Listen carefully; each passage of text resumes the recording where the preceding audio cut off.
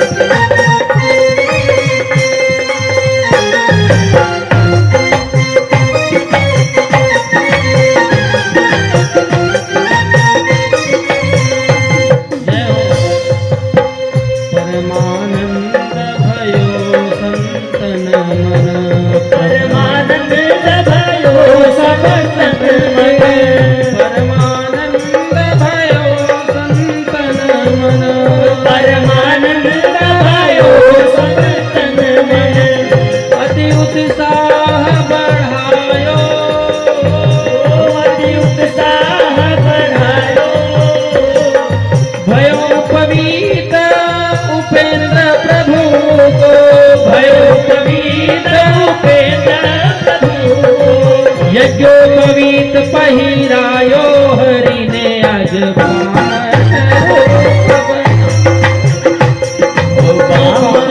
रूप बनायो हरि ने आज बामन रूप बनायो।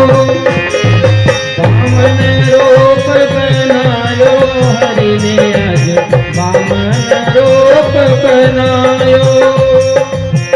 बामन रूप बनायो हरि ने बामन रूप बनायो।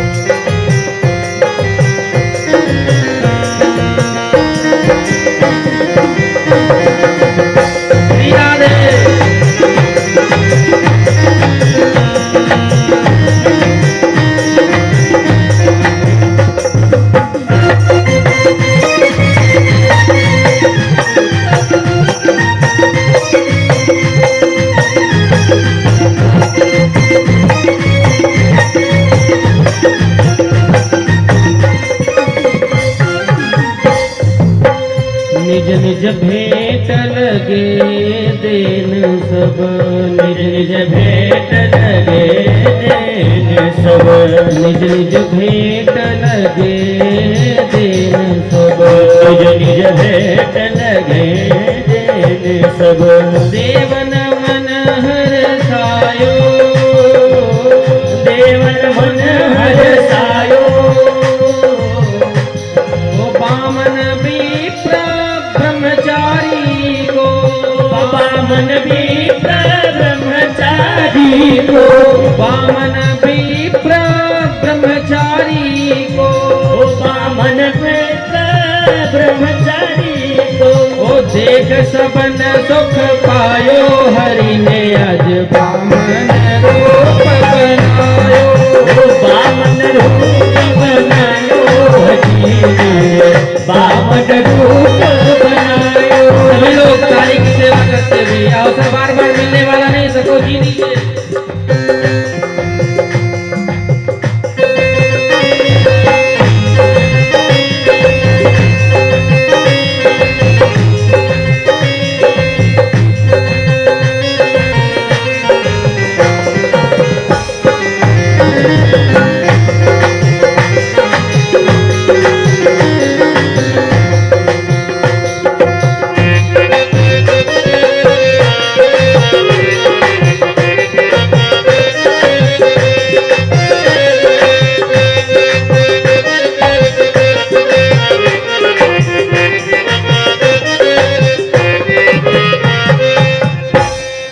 मात अदिति को दिव्य पयोव्रत मात अदिति को दिव्य व्रत मात अदिति को दिव्य पयोव्रत मात अदिति को दिव्य पयोव्रत पूर्ण परम फल पायो पूर्ण परम फल पायो श्यामदास बामन छवि ऊपर श्यामदास बामन छवि ऊपर श्यामदास बामन छवि ऊपर श्यामदास बामन छवि ऊपर मन मधुकर मंडरायो हरि ने आज बामन रूप बनायो मन मधुकर रूप बनायो हरि ने बामन रूप बनायो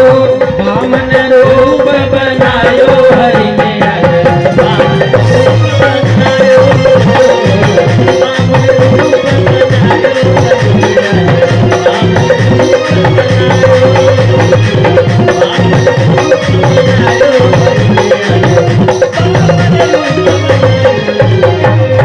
बामन भगवान की जय हो। अद्भुत रूप महाराज बनाया प्रभु ने। यज्ञोपवीत संस्कार जब विधिवत संपन्न हुआ तो कश्यप जी ने मेखला पहनाई, सरस्वती मैया ने कमंडलू भगवान को दिया, अदिति मैया ने लंगोटी पहनाई, विधाता ब्रह्मा जी ने वेद आदि प्रदान किए, अन्नपूर्णा मैया ने भिक्षा प्रदान करी, पृथ्वी ने भिक्षा का पात्र दिया, आकाश ने छाता दिया और बृहस्पति जी ने कान में गायत्री मंत्र फूंक करके यज्ञोपवीत धारण कराया। जब सब भिक्षा ले लिया बामन जी ने तो गुरु जी को देने आ गए भिक्षा। तो बृहस्पति जी मुस्कुराते हुए बोले, बामन जी हमको तो आपसे भिक्षा में त्रैलोक्य की संपदा चाहिए। बामन जी ने कहा, गुरुदेव मुझे त्रैलोक्य की संपदा कौन देगा? बोले जाइए बलि के पास, ब्राह्मणों का बड़ा भक्त है, इस समय नर्मदा नदी के तट पर यज्ञ कर रहा है, जो आज्ञा गुरुदेव। चटपट करते बामन जी बामन अंगुल के छाता खड़ा लिए, कमंडलू हाथ में, चटपट करते चले गए। दूर से यज्ञ करते बलि ने जब बामन जी को आते देखा, उसको लगा साक्षात सूर्य देवता ही पृथ्वी पर चलते चले आ रहे हों, ऐसा तेज।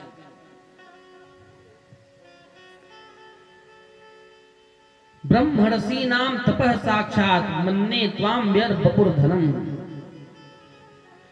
स्वागत है महाराज, आपको प्रणाम है। सब गण के साथ स्वागत करने के लिए बढ़ गया। आपको देख करके ऐसा लगता है जैसे मूर्तिमंत तेज मेरे सामने खड़ा है। आप स्वयं चल करके मेरे ऊपर अनुग्रह करने आए, दर्शन देने आए।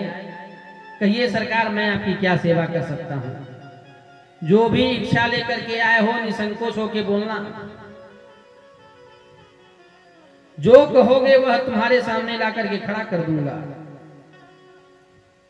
गाय चाहिए गाय ले जाइए, रत्न आदि धन आदि की आवश्यकता हो तो कुबेर के भंडार के सामने खड़ा कर दूंगा महाराज, जो चाहिए सो ले लीजिए। और तो और अगर विवाह न हुआ हो और इच्छा हो तो आदेश करो महाराज, आपके ही सदृश कन्या ढूंढ दूंगा जो आपकी ही जितनी बड़ी बामन अंगुल की होगी।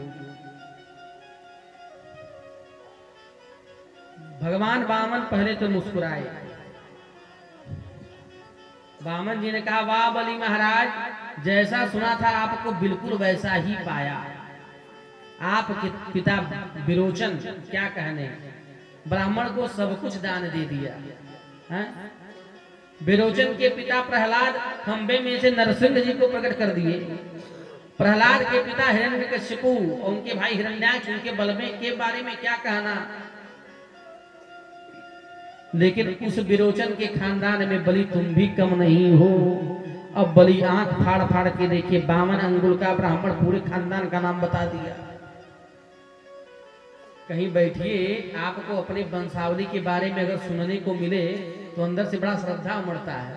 कोई बड़ाई गावे आपके वंश की तो भगवान वामन पहले बलि की खूब प्रशंसा गाए, बलि के पूर्वजों की प्रशंसा गाए। बलि बोला, सरकार ये सब आप ब्राह्मणों का ही आशीर्वाद है, लज्जित न करिए, आदेश करिए क्या चाहिए। भगवान ने कहा, बलि वैसे तुम्हें हम बहुत संतोषी ब्राह्मण हैं, हम तो बस तुमको हमने बड़ा नाम सुना था तुम्हारा, सो तुमको देखने चले आए।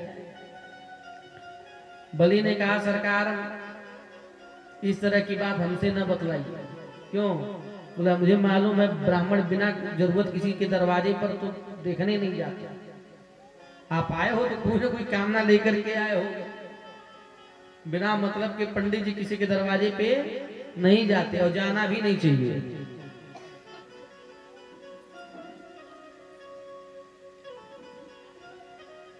आपके मन में जो कामना हो सरकार वो बतलाओ। वामन जी ने कहा, भाई मुझे पता है कि तुम दिए बिना मानोगे नहीं, इसीलिए तुम्हारी भगवत भक्ति देख करके बस यही कहता हूं, पदानी त्रीणि दैत्येंद्र, मेरी चरण भूमि से 3 चरण भूमि नाप के मुझे दे दो, उसमें संतोषी ब्राह्मण खुश। बलि अट्टहास करके हंसा, अरे ब्राह्मण देवता, मेरी वंशावली इतनी लंबी चौड़ी सुनाई, बातें इतनी बड़ी बड़ी करता है और मांगते समय बिल्कुल बच्चे जैसी बुद्धि से मांग रहा है, क्या करोगे इन 3 चरण भूमि का। भगवान ने कहा, अरे भाई हम संतोषी ब्राह्मण हैं, पहले ही बता रहे हैं, वो भी 3 चरण भूमि क्यों मांग रहे हैं।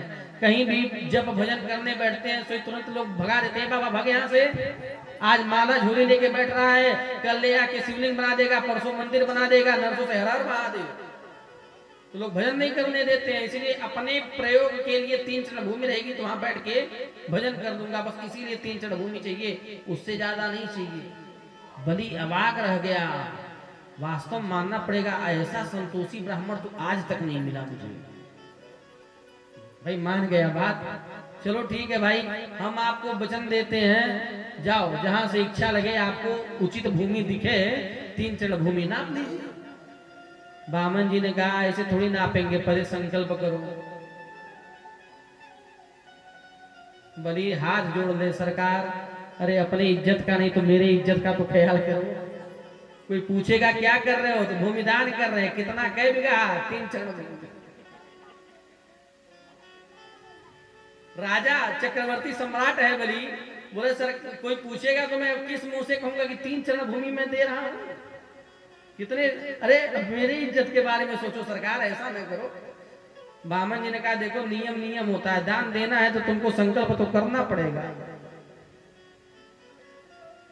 शुक्राचार्य जी कभी से देख रहे हैं, उनको शक हुआ ये है कौन भाई, ये बौना इतनी देर से बातें बना रहा है।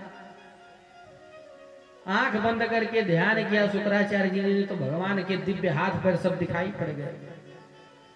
अब वामन जी मान नहीं रहे, सो बलि ने हाथ बढ़ाया संकल्प करने के लिए, जल लेने के लिए, सो तुरंत शुक्राचार्य जी ने हाथ रोक लिया। ए बलि सावधान, क्या हो गया गुरुदेव?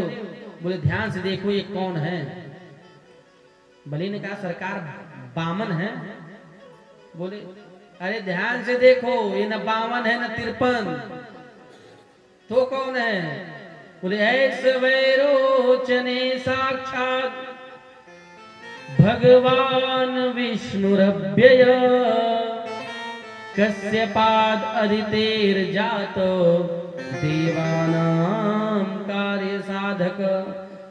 ये देवताओं का कार्य सिद्ध करने वाले विष्णु इस समय छलिया बनकर के तुम्हारे सामने वामन वेश में प्रकट हुए हैं। इस समय कश्यप के द्वारा अदिति के गर्भ से उत्पन्न भय है।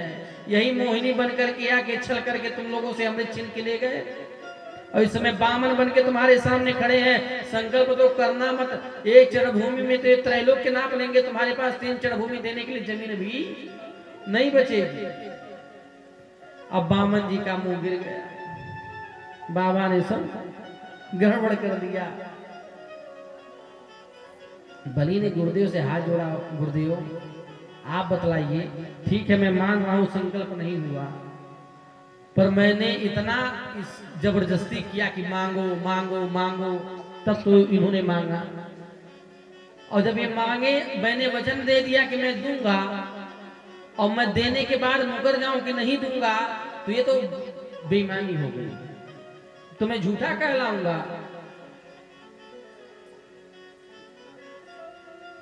और झूठे व्यक्ति का यह पृथ्वी भार सहन नहीं करती। पृथ्वी कहती है कि मुझे बड़े बड़े पर्वत श्रृंखलाओं का इतना बोझा नहीं लगता जितना एक झूठे व्यक्ति का लगता है। इसीलिए मैं झूठा बन के इस पृथ्वी पर भार नहीं बनना चाहता गुरुदेव।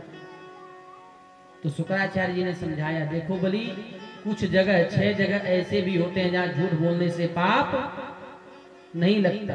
कौन कौन से? स्त्रीषु नर्म विवाहे च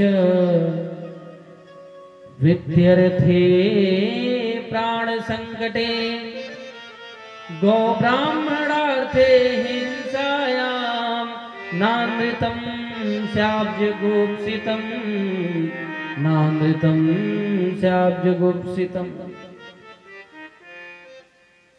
6 जगह में बलि झूठ बोलने में पाप नहीं लगता।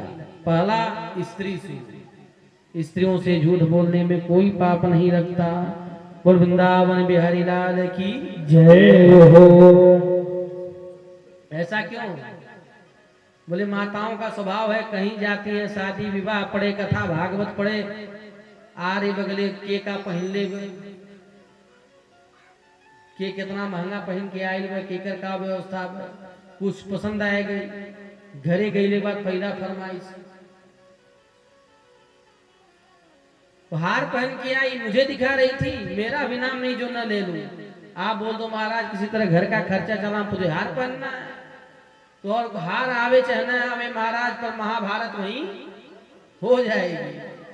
तो शुक्राचार्य जी कहते हैं, उस समय अगर झूठ बोल देने से झगड़ा चल जाए, अच्छा ठीक है पहली तारीख आने दे, घर में तनख्वाह नहीं लाऊंगा, तेरा हार ही लेकर के आऊंगा, अगर ऐसा कहने से झगड़ा टल जाता है तो बोल दो बोले झूठ, पाप नहीं लगता। ये हम नहीं कह रहे, भागवत में शुक्राचार्य जी कह रहे हैं, ध्यान दीजिए। हम लोग बातें पकड़ते तो हैं, क्या कथा सुन के आए हैं, पंडित जी बता रहे थे स्त्रियों से झूठ बोलने में पाप नहीं लगता, परंतु कौन सी बात किस तात्पर्य से कही गई है, संदर्भ पे ध्यान अवश्य देना चाहिए। ये बात दैत्य गुरु शुक्राचार्य दैत्यराज बलि को समझा रहे हैं। अगर आप लोगों को भी दैत्य नीति पसंद आती हो तो झूठ बोलो, वरन सनातन हमारा धर्म झूठ बोलने का आदेश नहीं देता। सत्यम ब्रूयात प्रियम ब्रूयात, नहीं ब्रूयात सत्यम प्रियम। सत्य बोलो और प्रिय बोलो, ऐसा सत्य भी ना बोलो जो अप्रिय लगे। नर्म, हास परिहास, हंसी मजाक में अगर थोड़ा बहुत झूठ बोलना पड़े तो बोल दो, कोई बात नहीं, वो झूठ निंदनीय नहीं है। और विवाहे च, अगर 2-4 बीघा बढ़ाक बतौले से अगर बिया हो जात हो है तो बता दो, कोई दिक्कत नहीं, पाप नहीं लगेगा। वृत्त्यर्थे, आजीविका के लिए, कमाई के लिए अगर थोड़ा बहुत नाप तोल करना पड़े तो कर लो, कोई बात नहीं, वो झूठ निंदनीय नहीं है। प्राण संकटे, प्राण संकट में हो और झूठ बोलने से अगर प्राण बच जाए, तुम फलाने नहीं फलाने हैं, तो उस समय झूठ बोल दो, पाप नहीं लगता। और गौ ब्राह्मणार्थे हिंसायाम, जहाँ गौ और ब्राह्मण की हिंसा हो रही हो और झूठ बोलने से तुम्हारे वो गौ ब्राह्मण बच जावे तो बोल दो झूठ, बलि पाप नहीं लगता। इस समय वृत्त्यर्थे, तुम्हारी आजीविका का सवाल है, इसलिए बोल दो झूठ, मैंने नहीं दिया, बच जाओगे। इस प्रकार से नीति बता करके शुक्राचार्य जी ने बलि को रोका, परंतु बलि ने 2 टूक जवाब दे दिया, गुरुदेव मुझे तो समझ में ही नहीं आता कि मैं मना किस तात्पर्य से कर पाऊंगा। क्यों? बोले सरकार, अगर ये बटुक बामन है तो 3 चरण भूमि नापेंगे, चलता बनेंगे, और अगर ये साक्षात नारायण है तो ये मुझ बलि का गौरव है, सौभाग्य है कि दाता एक राम, भिखारी सारी दुनिया, और वो जगत का दाता मेरे सामने हाथ पसारेगा और मैं उसको भी दूंगा, तो कितना बड़ा गौरव मेरे लिए है। तो मेरे तो दोनों हाथ में लड्डू है महाराज, इसलिए मैं अब नहीं रुकूंगा, मैं इनको संकल्प करूंगा। इस प्रकार से जब हट दो टूक जवाब दे दिया, शुक्राचार्य जी के नेत्र लाल हो गए। ए मूर्ख, कभी से गुरु से बहस करता जा रहा है, श्राप देता हूं अचराज भसते श्रिय, बहुत जल्द तू श्रीहीन हो जाएगा, पदहीन हो जाएगा। अब जब श्राप दे के शुक्राचार्य जी चले गए, श्री बामन जी बोले, अरे भैया हम पहले कह रहे थे मत दो, हमको चाहिए भी नहीं, अब घर में झगड़ा कर रहे हो भैया, खड़ा करके हमको, अरे झगड़ा बवाल ना करो, ना देना हो तो हम चलता बने। बलि ने कहा अच्छा रुकिए महाराज, आप अपना संकल्प करिए, आप तो अपना संकल्प करो। ठीक है, तो कमंडलू हाथ में लो। पुराणांतर प्रसंग आता है, कमंडलू के क्षेत्र में ही शुक्राचार्य जी जाकर के बैठ गए। क्यों? संकल्प का एक बूंद ही नहीं गिरने दूंगा तो संकल्प कहां से होगा। अब बलि बार बार कोशिश करें, जल गिरावे, जल गिरे ही ना। बामन जी ने कहा क्या हो गया, पता नहीं गुरुदेव, देखिए जल ही नहीं गिरता। बामन जी सब जा रहे, ओहो गुरु जी फिर गड़बड़ कर रहे, लाओ लाओ तुम्हारा बर्तन बहुत दिन से रखा रखा जंग खा गया है, अभी मैं जंग छुड़ा देता हूँ। कमंडलू हाथ में लिए, अपनी आसनी में से पैनी कुशा निकाली, छिद्र में फेंक के मारी। शुक्राचार्य की एक आंख, गोविंदाय नमो नमः। निकल करके कमंडलू में से भगे शुक्राचार्य जी। कोई दे रहा है, कोई ले रहा है, हम झुट में काना बन के घूम रहे हैं।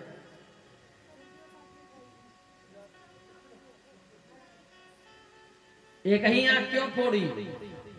ज्ञान विराग में नूर गारी। ज्ञान तो बहुत दिव्य था शुक्राचार्य का, वैराग्य की आंख में मोतिया बिंद था, तो वही ऑपरेशन ठाकुर जी ने किया। जल हाथ में आया, भगवान ने संकल्प पढ़ा, जो ही संकल्प सिद्ध जल बामन जी को बलि ने दिया, भगवान विराट रूप में प्रकट हो गए। बोल विराट भगवान की जय हो। देखते ही रह गए राजा बलि। भगवान ने कहा बलि अब देखो मेरा नापना। नीचे की तरफ पैर बढ़ाया तो अतल वितल सुतल तलातल रसातल महातल और पाताल। एक चरण भूमि ऊपर बढ़ाया, भू भू स्व मह जन तप और सत्य लोग। 14 भवन एक बार में नाप लिए। बामन जी ने कहा बताओ बलि अब तीसरा कदम कहाँ रखो। अब बलि बेचारे बड़े चक्कर में पड़े, अब क्या दें, कुछ बचा ही नहीं देने को।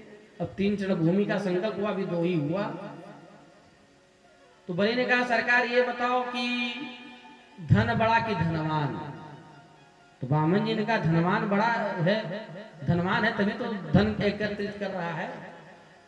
तो बलि ने कहा सरकार अभी 2 चरण भूमि केवल हमारा भूमि आप नापे हो, मैं धनवान को अलग किनारे खड़ा हूं। तो तीसरा चरण भूमि मेरे सर पे रख के मुझ दाता को भी स्वीकार कर लीजिए। प्रसन्न हो गए भगवान। वाह बलि, तुम्हारा मैंने सर्वस्व छीन लिया फिर भी तुमने अपनी निष्ठा नहीं छोड़ी, हम बहुत प्रसन्न हुए। मांगो क्या चाहते हो। वह सरकार हमें तो और कुछ नहीं चाहिए, आपकी छटा बड़ी अच्छी लग रही है, यही छटा निहारने का ही मन कर रहा है और कुछ मन ही नहीं करता देखने को। भगवान ने कहा अच्छा ठीक है, तुम शतक्रतु बनना चाहते थे तो मैं तुम्हें वरदान आशीर्वाद देता हूं, अगले मनवंतर में इंद्र तुम बनोगे, और जब तक तुम मनवंतर में अगले इंद्र बनोगे उससे पहले तुम्हें हम सुतल लोक के राजा बनाते हैं, वहां जा करके तुम राज्य करो। और रह गई मेरे दर्शन की बात, तो द्वारपाल बन करके हम खड़े रहेंगे तुम्हारे दरवाजे पर, आते जाते मेरा दर्शन करते रहना। गदगद हो गए बलि। सुतल लोक के राजा बने, भगवान उनके द्वारपाल बने। नारद जी ने दौड़ लगाई लक्ष्मी जी के पास, मैया आपके पतिदेव निकल गए, इंतजार मत करिएगा, विदेश में नौकरी तय हो गई। पासपोर्ट वीजा बनवा करके सुतल लोक चले गए। क्या कहा? बोले हाँ।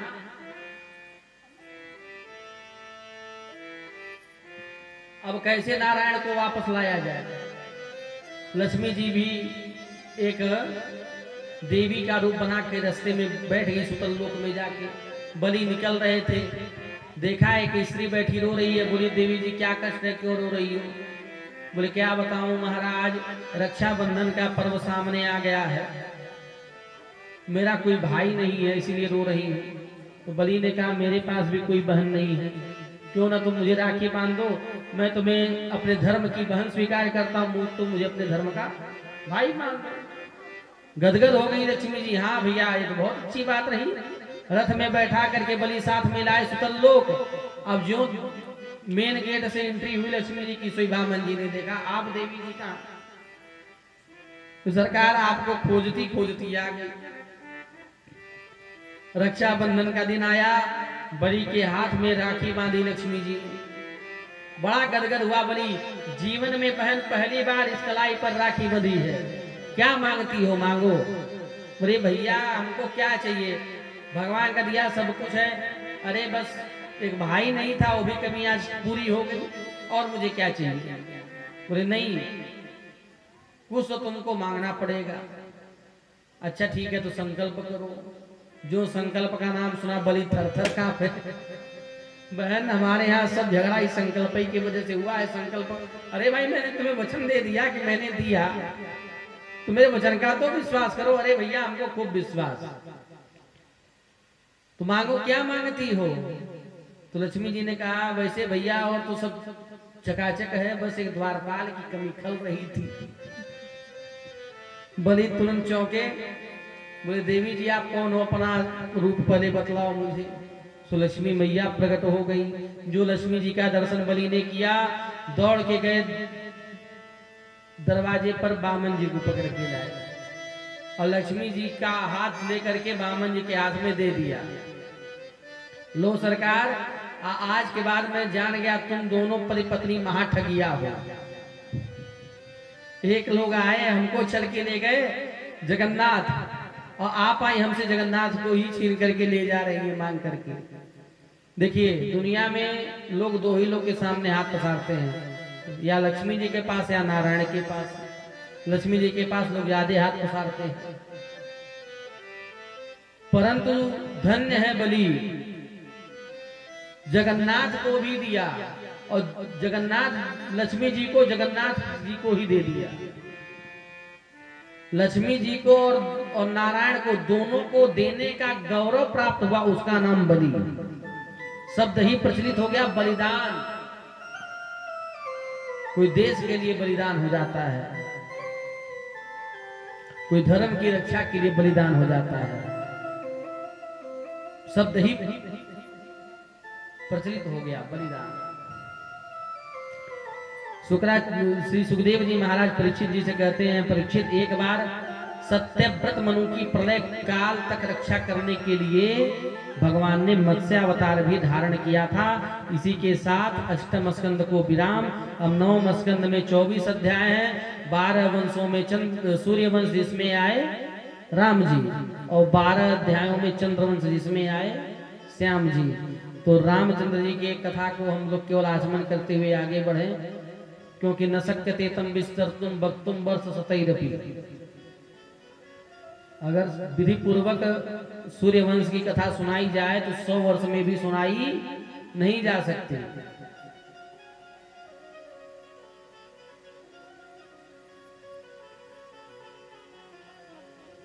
इसीलिए बहुत संक्षिप्त में आप लोग भी श्रवण करिए। भगवान श्रीमद नारायण प्रभु के दिव्य नाभि कमल से ब्रह्मा जी का जन्म हुआ। ब्रह्मा जी के बेटा मरीचि, मरीचि के बेटा कश्यप, और कश्यप के बेटा विवस्वान सूर्य हुए, जिनसे चला सूर्य वंश।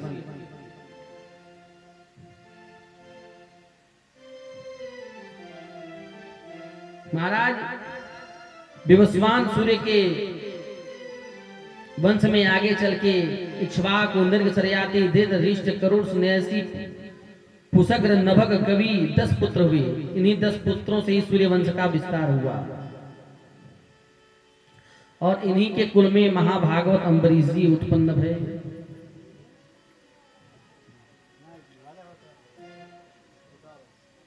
इन्हीं के पावन वंश में आगे चल के युवनाश हुए, और युवनाश के मानधाता सत्यव्रत, इनके वंश में आगे चल के हरिश्चंद्र, हरिश्चंद्र के रोहित, रोहित के बाहुक, बाहुक के सगर, सगर के 60,000 बेटा हुए।